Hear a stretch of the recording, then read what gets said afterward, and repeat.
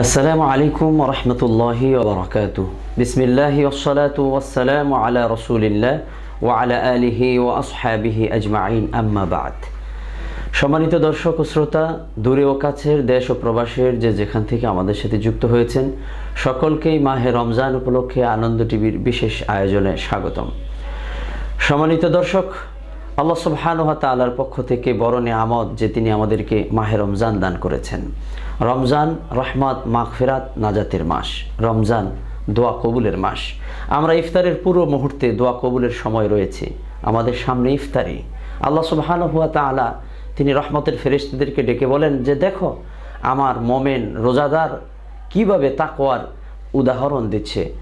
আল্লাহ সুবহানাহু ওয়া তাআলা ফেরেশতাদেরকে ডেকে বলেন, ফেরেশতারা, আমার এই রহমতের বান্দারা দিনভর না খেয়ে রয়ে এই ইফতারকে সামনে নিয়ে খাবার খাদ্য সবই আছে, তারা খাচ্ছে না কেন?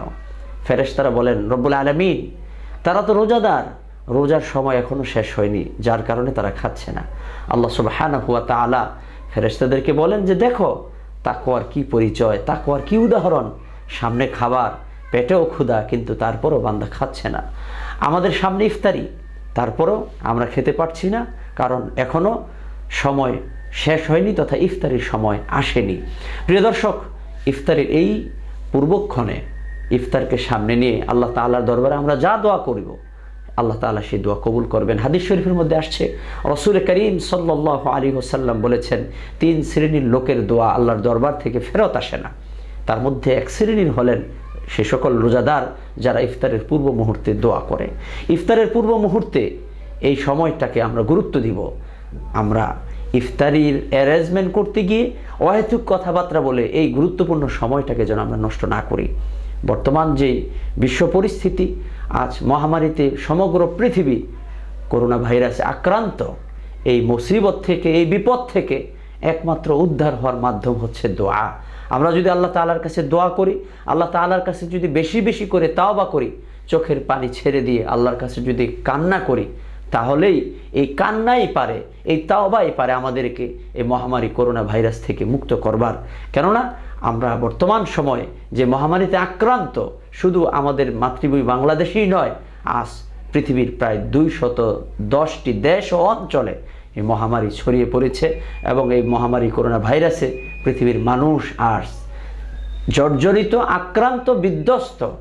সুতরাং এই ইফতারের পূর্ব মুহূর্তে আমরা মহান প্রভুর কাছে বিনয়ের সাথে দোয়া করি যে আল্লাহ সুবহানাহু ওয়া তাআলা যেন এই মহাবিপদ, এই মহামারী থেকে আমাদেরকে মুক্ত করে দেন।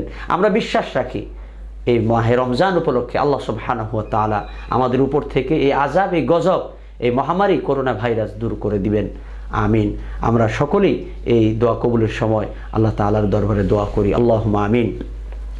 ربنا آتنا في الدنيا حسنة وفي الآخرة حسنة وقنا عذاب النار. ربنا فاغفر لنا ذنوبنا وكفر عنا سيئاتنا وتوفنا مع الأبرار يا حي يا قيوم برحمتك ونستغيث. رب العالمين, ইফতারের পূর্ব মুহূর্তে দোয়া কবুল হয়।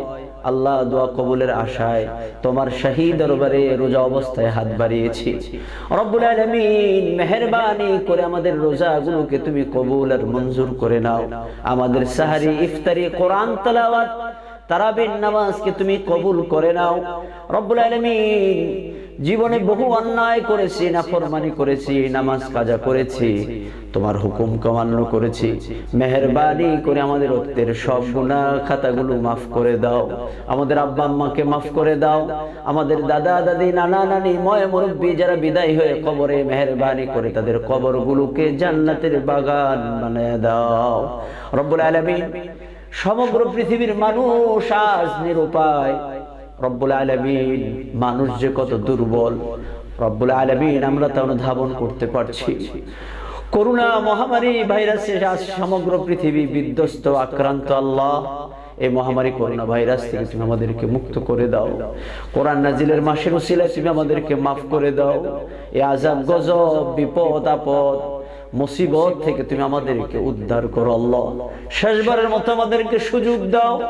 আল্লাহ, তুমি আমাদেরকে মাফ করে দাও। বাকি রোজাগুলো রাখার তৌফিক দান করো।